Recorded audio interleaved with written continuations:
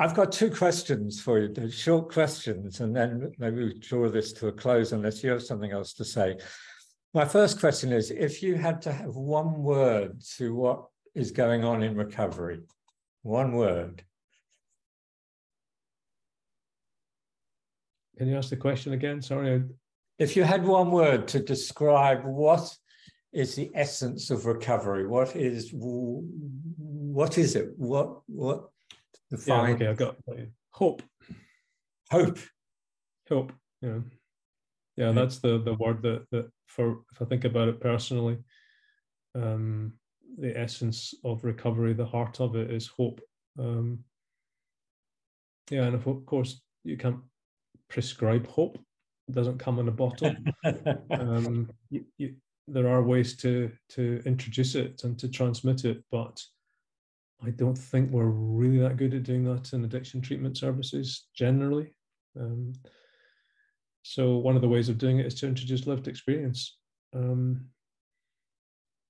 Yeah, so you wrote a very interesting, one of your blog articles on the genesis of hope, and also when you did your podcast with Claire, and you just put that over so well. I was wondering whether you were going to say hope or connection. Yeah, connection would be a close second, and in fact, you can't. The hope comes from connection. I think that's how it started with me. You know, that the doctor who helped me, he did that by giving me hope through the connection. Yeah.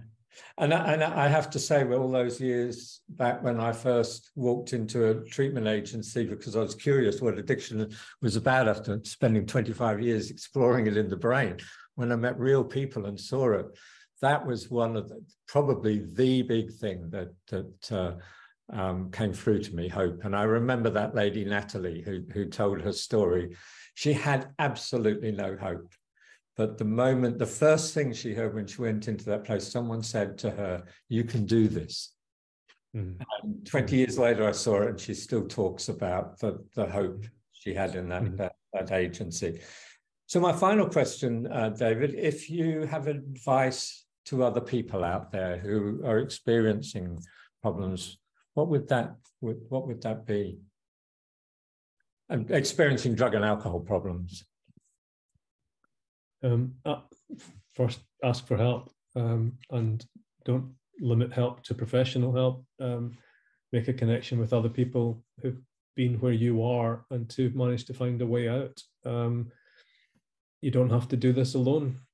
That's one of the most profound messages that the recovery community transmits, is that we're in this together, and recovery is definitely a journey which is much easier when it's made in the company of other recovering people than it is on trying to do it alone.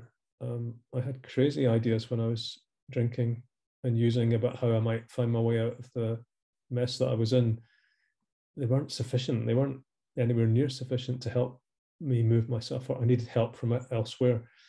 So reaching out that arm and asking for help was the first step. And then making sure the help that you're getting is the right kind of help to help you get where you want to go.